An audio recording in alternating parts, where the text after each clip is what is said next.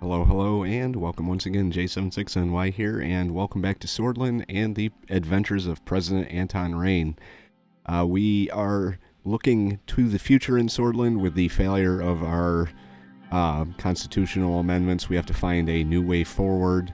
My focus is going to be on boosting the economy, which I can't seem to get off of one bar up here in the corner. We are running with a positive budget, so that's a good thing. I want to take a quick second to thank whoever shared, I believe it was episode 20 of my playthrough in the Suzerain Discord. Appreciate the exposure, and I have gotten a few tips in the comment section, possibly because of that, so thank you for that. And let's get into today's story. Right now the only thing we have to do is a cabinet meeting on the results of the vote. That's in the white room of the Maroon Palace. Lucian stood upright, holding a large folder of files under his arm. He bowed in acknowledgement. He looked exhausted. Cabinet has gathered in the white room, sir. The vice president will be opening the session soon. We can go in whenever you're ready. Anything you want to say before we go in? I'm ready, and thank you, Lucian. You look tired. How are you holding up? I'm going to go with that one, be the nice guy. It's nothing, sir. I'm ready and able as always. Good to know. I need you at your full potential. You can be honest with me. Can't have my team get worn out at a time like this. Of course, sir, I'll be doing my best. Anything you want to say before we go in? No, sir, just keep your cool with the cabinet. I believe concerns will be raised in the meeting. Oh, boy. Alright, let's go in and hear him out. Lucian held the door for me, and we both left the office for the white room. When we entered the room, Peter was speaking to the cabinet members who were already seated around the table. As soon as they noticed me, they all stood up. Good day, everybody. Have a seat, have a seat. Peter turned towards me. Everybody except him took their seats. He stood right next to my chair in the middle. And here's our president. He held out my chair for me to sit down and smiled. Let's have Peter say what he's got to say here first. Ladies and gentlemen, we are here to discuss our current status and plan the remainder of our term. I know that some of you have had your concerns about our style of governance so far. There will be a time to speak up about these in the meeting today. But I must also thank you for all your hard work so far. We are very lucky to have a team like this. All of you have been invaluable to this administration. Lilius grimaced at his remarks. Having said that, now we have reached a critical point of our term. We are nearing the end. Oh boy. We have worked long and hard, but we couldn't reform the Swordist Constitution. The Deep State has acted once more. Our proposal had gathered 166 votes, but was unlawfully rejected.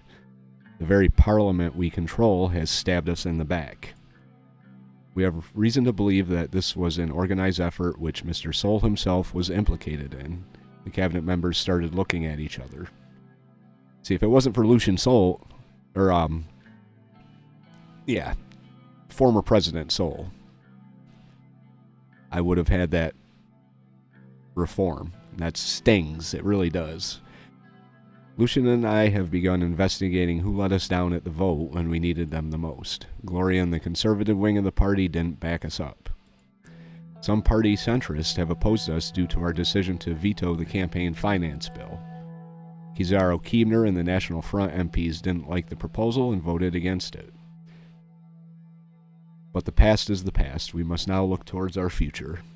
We are investigating and analyzing our faults. We will be taking measures accordingly. He glanced at both me and Lucian. Our party still remains divided. In order to look at the future, we may need to make some changes. On the other hand, the opposition is exploiting our failure to reform.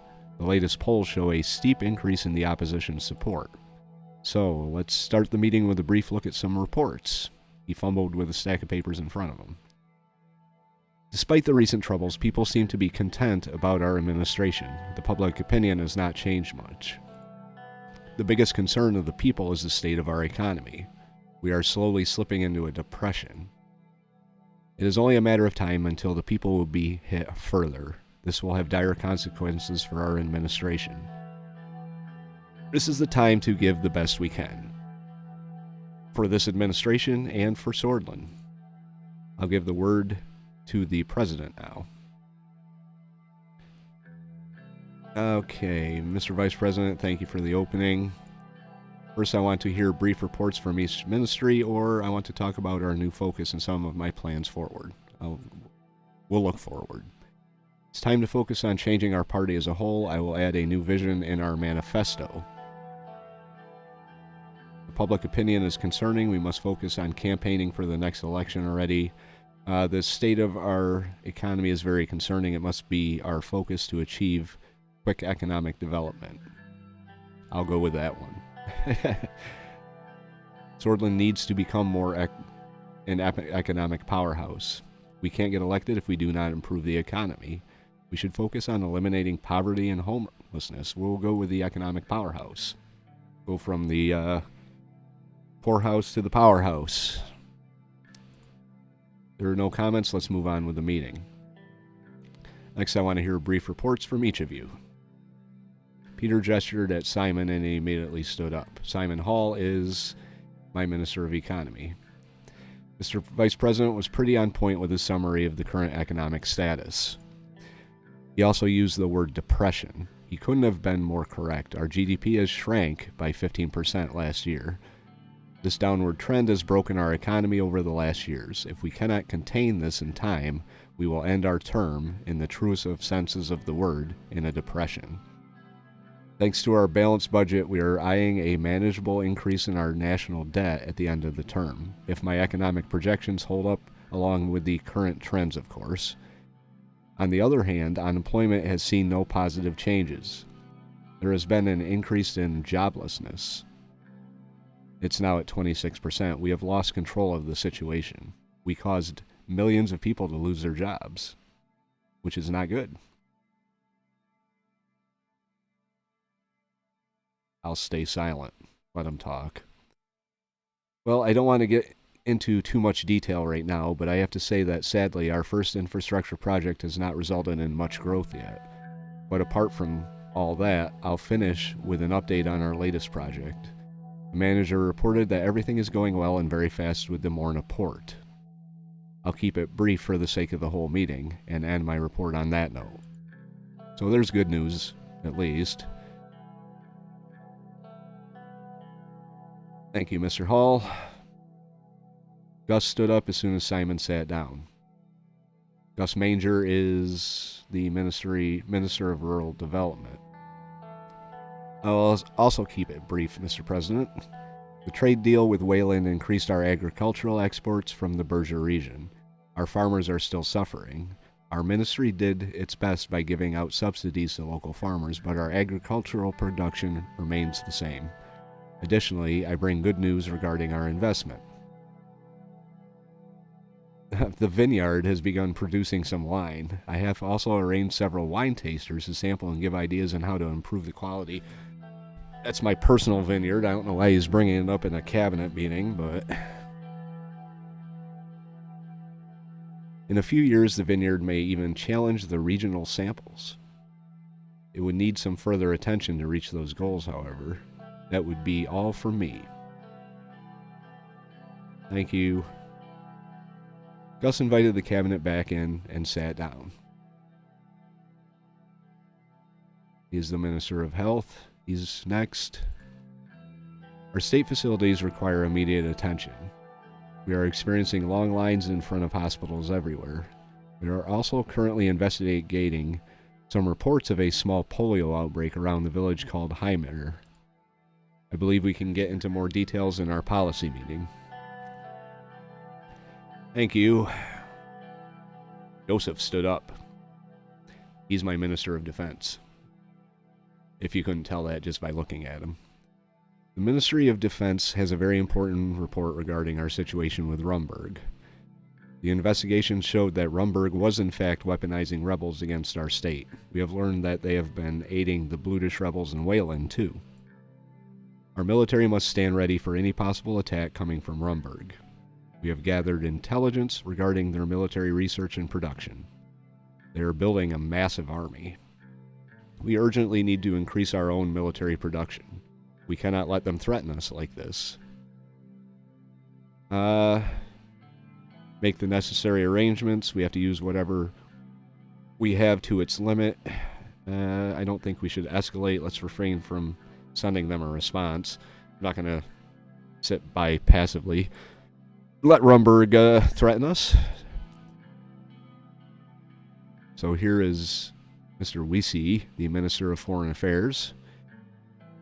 Mr. President, Perla and Halem have agreed to begin deal negotiations. We will be moving on with that very soon. Cooperation between Wayland and Sordland has increased to a new level. However, we are seeing its negative impact with Lesbia. We are, I think we're working on trade deals with them too, so. The region is very unstable. With the incidents at Rumberg, Wayland, and Helgeland, we must be very cautious. We can talk in more detail at our foreign policy meeting. Thank you. Kira was next. She's the Minister of Education. Our ministry is working day and night to improve our education system and increase its accessibility. We have since greatly improved our rural education, building new schools and bringing new equipment and books. We have accomplished a lot with our new curriculum. Our reforms will be greatly improving our output as a society. So long-term positive effects that I probably won't be around for. So Lily has suddenly stood up. She is the Minister of Interior. She doesn't like me. I get that impression. There is this important report from our intelligence officers. We have disrupted the radio signals of several active Blutish Freedom Front militants in Bergia. There seems to be some sort of preparation going on. Uh-oh. We might need to implement some new measures soon. We will provide you with more detailed report at a later date. One last thing. I would like to transfer the Gendarmerie under the Ministry of Interior to improve the internal security efforts. I haven't heard of this before. I'm still working on the proposal and have legal backing for it. I was going to mention it later. The Ministry of Defense shouldn't be meddling with internal security affairs through the Gendarmerie. We had several incidents where they were too violent too quickly, and it stems from military officers giving reckless orders at times. If the security situation gets more problematic, then that might be necessary.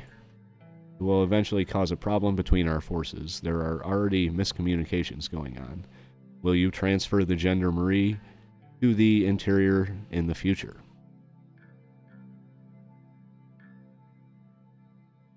I really don't want to piss off my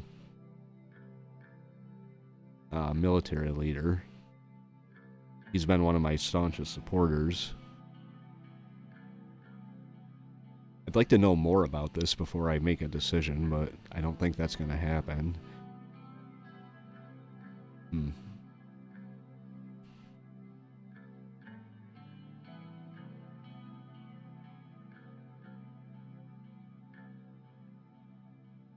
I'll support it. Might regret it, but thank you for your reports. Do you have anything else to share? And I think it's time we wrap up. Let's see if she has anything else. Miss Morgana, who is Minister of Justice. She shook her head. She's got nothing to add to the meeting. Why even here? Not at this point, Mr. President. You are already aware of what's going on. I will update you on our next steps in the judiciary in another meeting. I understand. I believe that's everything. Everybody packed up and left the White Room. I went back to my office. The last 2.5 years had gone by so fast. Okay. So let's see what we have to attend to. Anything foreign? I'm not seeing anything just yet.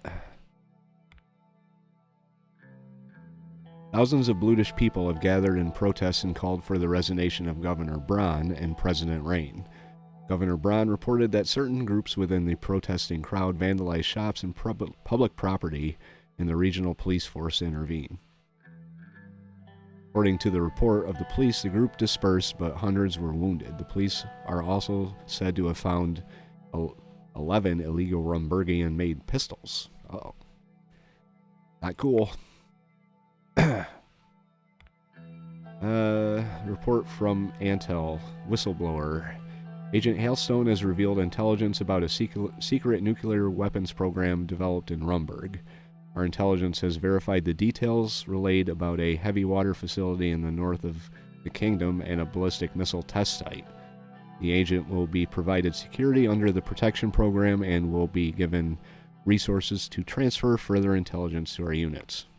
Okay. It's not good news. Ooh, we get to address the nation. Lucian and I walked into my office in the Maroon Palace to make my address to the nation speech. I guess that's kind of like a State of the Union. It was unusually crowded today. Cameras, lights, and microphones were set in place, and the crew was standing by ready to start filming. Let's do it. Good, I think the crew is ready. As soon as you take your seat, we can go live. I took my seat and rearranged my notes on the desk as a crew member powdered my face with a cotton puff. After everybody was ready, the director gave the sign to start filming. I looked directly into the camera. My fellow citizens. Alright, I soared to election on the winds of change. Change that was desperately sought and called for by you, the Sordish people. I'd like to speak about the events of the past month, about the great historic effort to give the words freedom, fairness, and hope new meaning and power. Let's talk about the events of the past months. From the moment I was sworn in, I've done nothing but fight to achieve the change you demanded. It sounds kind of whiny. Like, I'm trying, guys, I'm trying. I took office with a plan to dismantle Sordland's ancient government structure and replace it with one that met the needs of a modern country we are today. Sounds good. However, due to circumstances beyond my control, my plans were thwarted. Alas, my current vision was too grand for the narrow scope of our current assembly.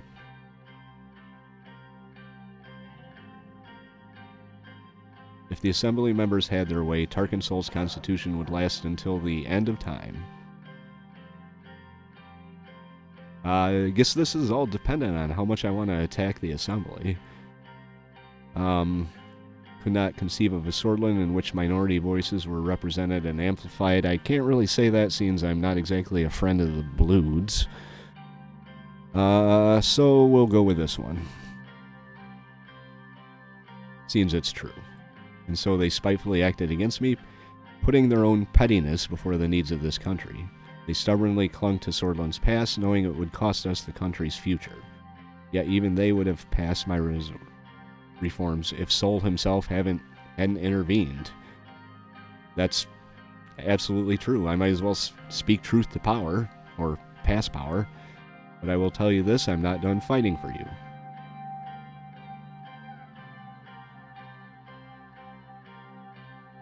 I'm not done fighting for you. Historians shall look back upon this as but a minor hurdle in the Sordland's path to greatness. It's time to put the setback behind us and focus on the challenges ahead.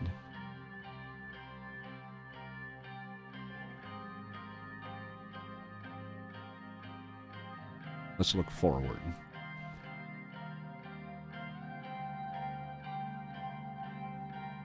Future is in our hands. With or without the Assembly's support, there is no end to what we can achieve. Together as a country, there is no end to what we can achieve. Subtle hint to the Assembly, I guess. The Lucian shooed a fly away from my forehead. We will start by focusing on the economy. With reform now off the table, I shall keep following through on my promise to improve Sordland's education system, external threats, economy. Economy.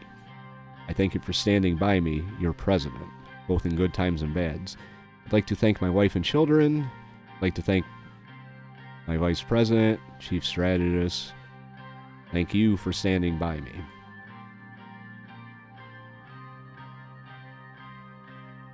I salute you all with respect.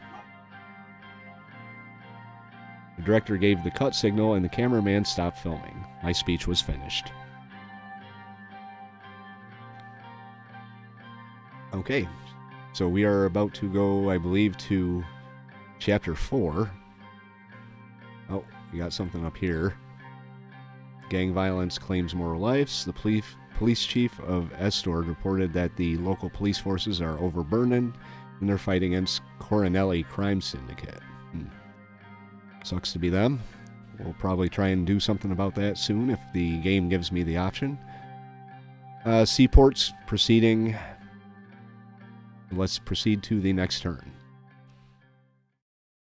Revelations. Uh-oh. Not gonna lie, I've got some skeletons in my closet.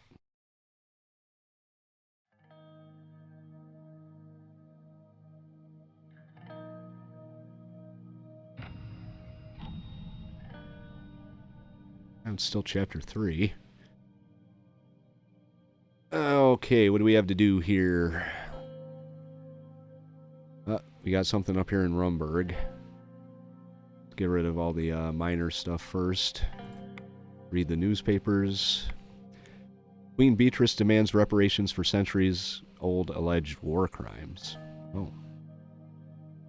Queen of Rumburg Beatrice Livingston brought up the Estord incident of the 15-Day War, igniting the forgotten century-old debate of Swordish war crimes.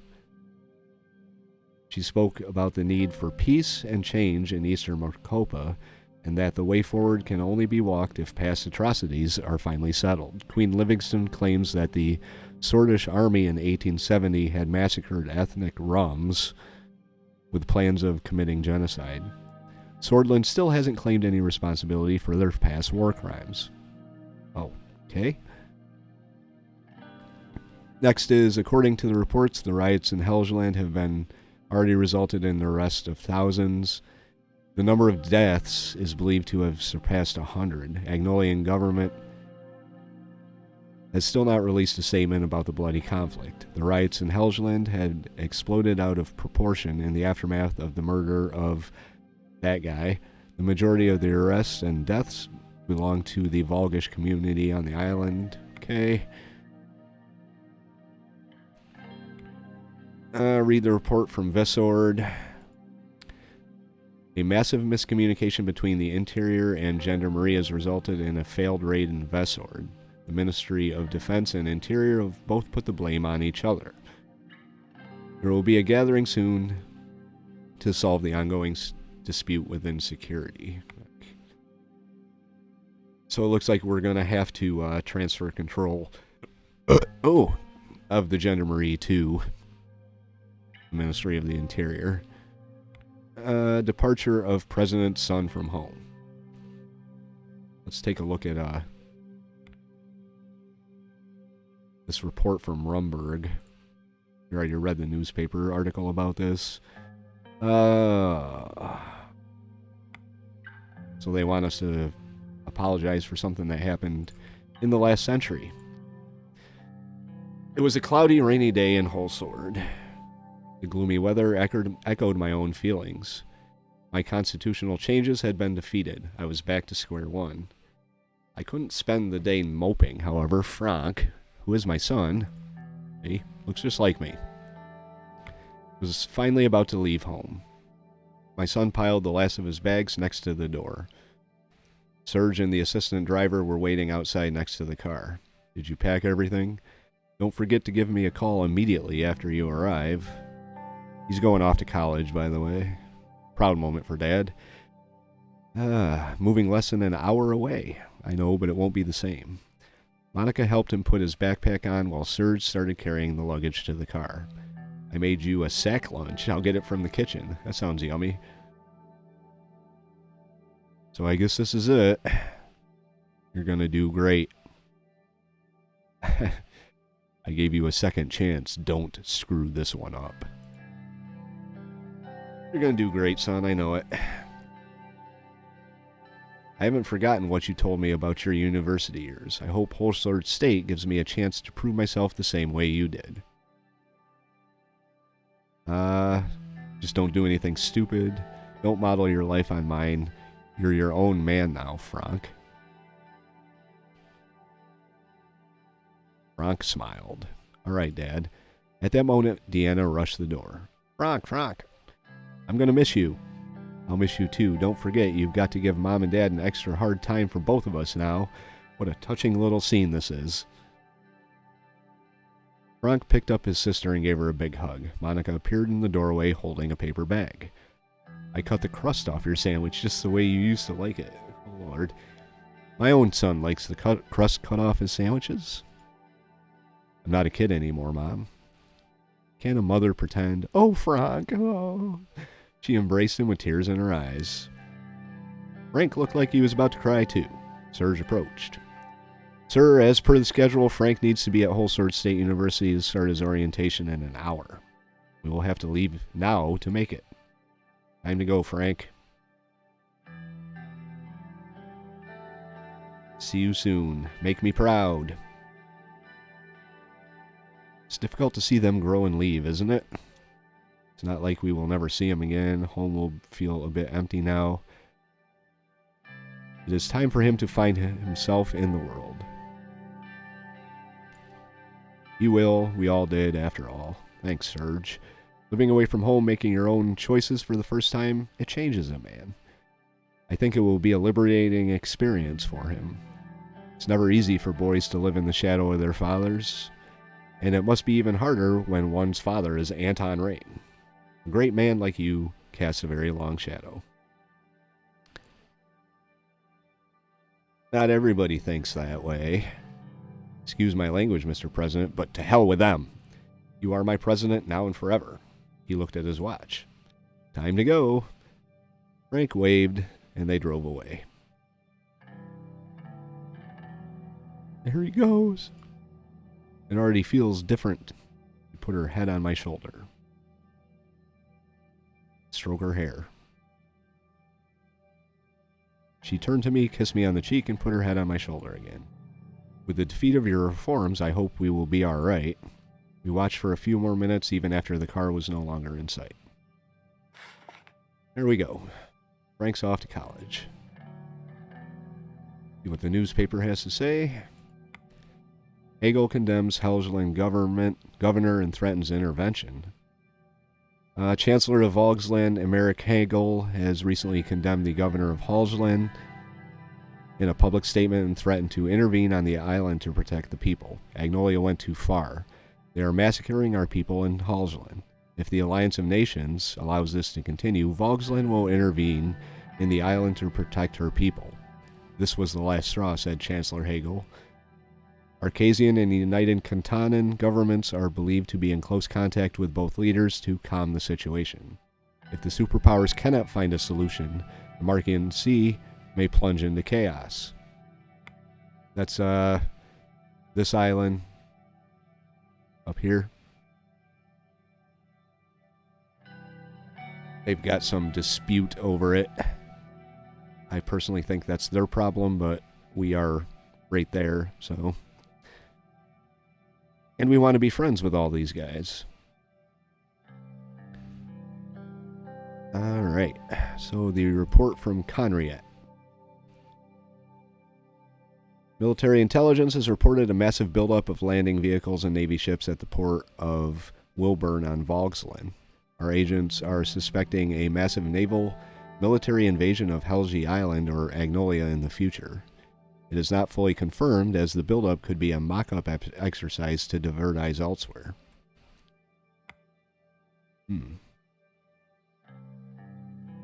Not good.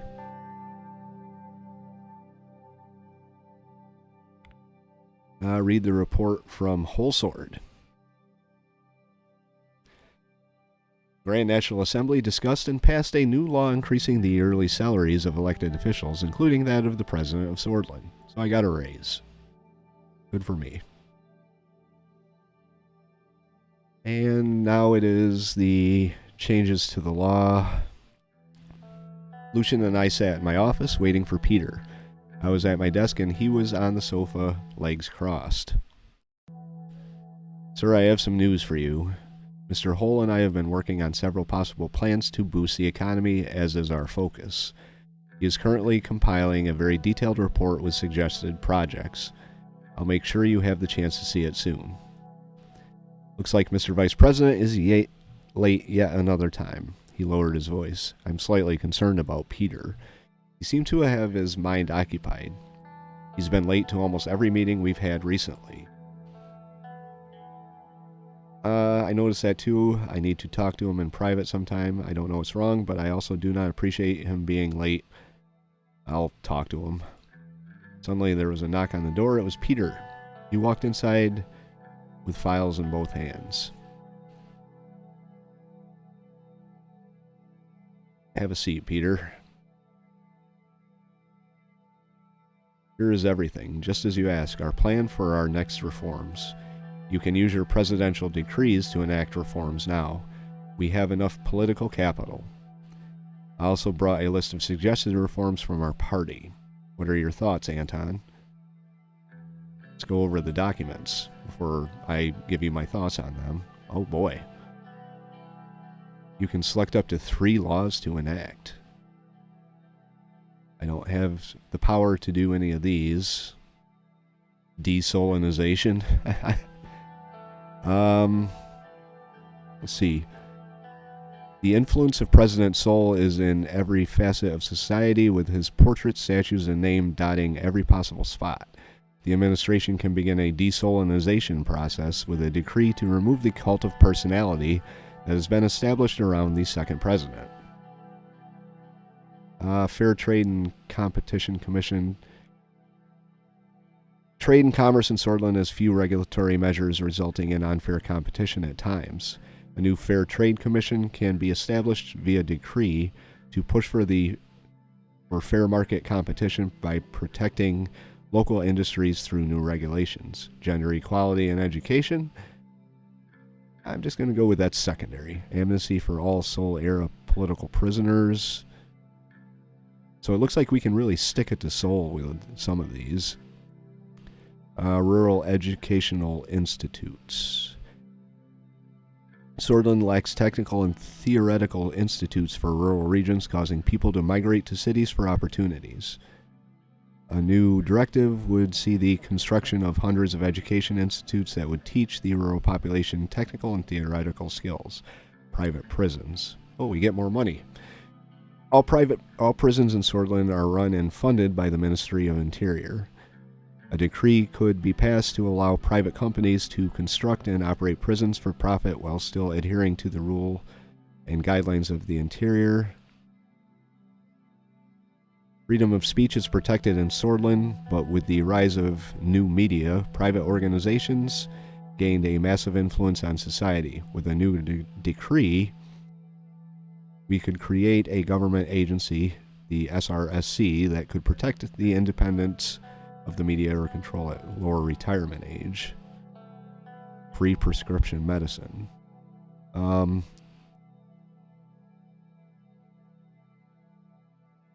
That's free, so we'll go with that one.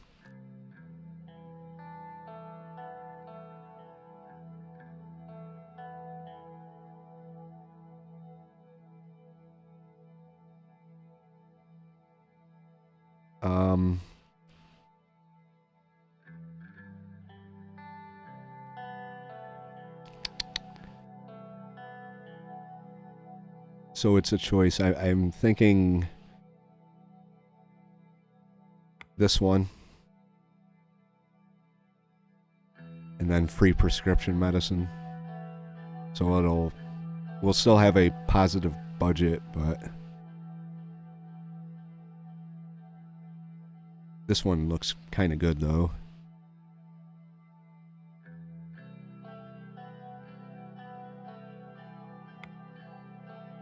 It's also free. There we go.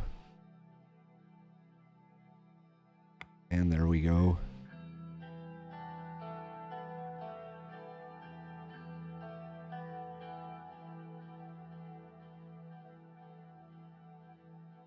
Alright. I am sure about this, so it's Desolinization, Fair Trade and Competition Commission, and free prescription medicine.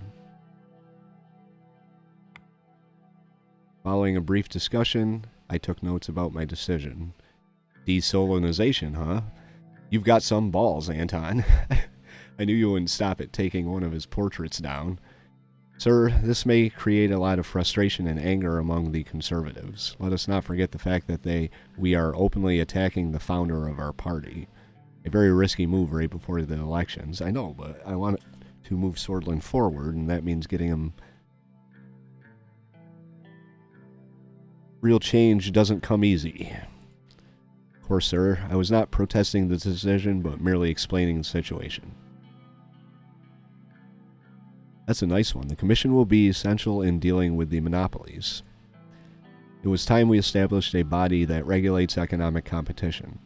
It's also great that we'll be giving out free medicine. Our poorer regions definitely suffered from the lack of it. However, this will put a massive burden on our government budget. It will also be very difficult to build infrastructure in order to provide medicine equally and efficiently. All of this would have been great to know before I made my decision. But that's not how it works. So, thankfully, this policy could reflect very well on the vote, especially with the rural and poor, if it's executed correctly. Well, we both respect your decisions, Anton, but now that everything's settled, I should get to work. We'll catch up soon. We actually have 6 more minutes. But very well, let's call it here. Thank you both. All right. So our budget is back down to 0. Somehow I made some money. Somehow. Maybe my vineyard is doing pretty good.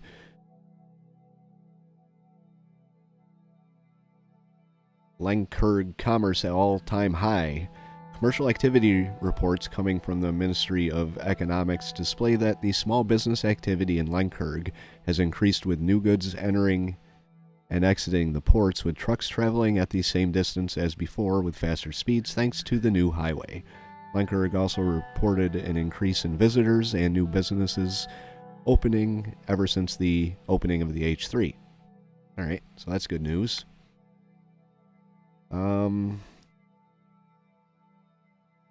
Nothing foreign to deal with right now.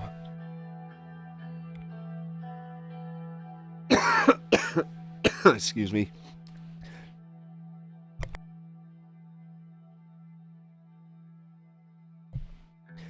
Okay, so we have to attend trade talks with the Chancellor of Helgeland. And Lesbia. So Helgeland and Lesbia are the 2 that we are looking at trading with now. State-of-the-art military equipment and tanks enter the inventory. Sordland's Minister of Defense, General Joseph Lancia, is reporting that the efforts to modernize the army is complete. According to his report, our soldiers' equipment has been upgraded with the newest Morna Industries M120 submachine guns, the Strong Arm 55 or S55 assault rifles, BP-56 or the Bernard semi-automatic pistol, and a whole bunch of other stuff. So, our army is becoming top-notch. Let's see what the newspapers say. Whole Sword Post. Commission to ensure competition and fair trade. The Rayne Administration has formed the Fair Trade Commission to ensure unchecked Arcasian capitalism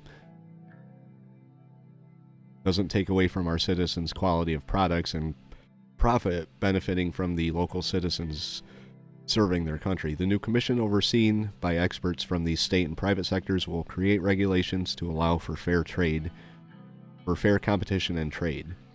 In the end, our consumers will win by higher quality products being produced and entering the Swordish market. Our local producers will also have a fair chance to compete against international companies by filing anti-competition lawsuits for unfair mergers that would hurt the local markets. Desolinization could be the gravest mistake of the Rayne presidency. What is President Rayne thinking? Sordland would be nothing without Colonel Tarkin Sol. The man led our country to unity following years of bloodshed, and now Rayne is rewarding him by instituting a process of desolinization. He shouldn't have messed with me. Plain and simple. Alright, let's sort of radical. Medicine is fully free. All medicine is fully free from now on. The highly but not fully subsidized prescription medicine has been made fully free by the state on this day through a decree signed by President Anton Rayne. The joyous news was received positively by the very sick who rely on expensive medication imported from United Cantana or Arcasia for illnesses like cancer. This move relieves the slight burden that was felt more on the backs of the working class. The administration has done a great service to the people, so the radicals happy. Can it be? Has Anton Rayne really dared to begin dismantling the cult of personality around his still idolized predecessor, Colonel Tarkin Sol? Though the so-called father of our country made millions miserable under his regime, his portrait still hangs in schools and government buildings. That ends now as Rayne has ordered a process of desolinization that will see the ex-president's likeness scrubbed from public existence. Moving on. Circling over Stalport. Patricio Alvarez, the Prime Minister of Lesbia, on his scheduled visit to the Republic of Agnolia to meet with Prime Minister Van Horten, has failed to get off the plane when it landed on the Stalport International Airport. It is believed that he was too drunk to get off the plane. The assembled dignitaries waited at the airport at the scheduled hour, but Alvarez's plane did not land. Airport officials reported that it was circling over Stalport. After circling for 2 hours, the plane landed, but Alvarez did not come out. Lesbian officials informed Van Horten that Alvarez was unwell and that the foreign minister would join the meeting instead. Okay. So I think I'm going to call this episode right now. We did take steps forward, made our intentions clear to the Sordish people. I do kind of have a grudge against Tarkin Sol, so we'll see. We'll see how that plays out in the next episode. Also, in the next episode, we're going to be having trade meetings that'll probably take up the entire episode. But these trade meetings are pretty important to the future of Sordland, so I'm willing to take my time and go through them very carefully. Anyway, if you like this episode, hit that like button. It will help the channel and the series out a little bit. If you feel like sharing it, go right ahead. Leave your thoughts, tips, and advice in the comments below. If you are new here, would like to follow along and see how I do, hit the subscribe button. This is one of 3 planned playthroughs that I'm going to be doing. Second one, I'm going to be focusing more on a heavy-handed approach, and the third one, I'm just going to be a complete dick every chance I get and see how that plays out. If you are from the Discord over there, the Suzerain Discord, welcome. Hope you enjoyed the episode. I've been reading through it, and people have some really good ideas and really interesting playthroughs and stuff to add over there, so feel free to start a conversation about Anton Rayne and our For the People playthrough in the comment section. Anyway, that's going to do it for today's episode. J76NY saying thank you very much for watching, and have yourself a very good day.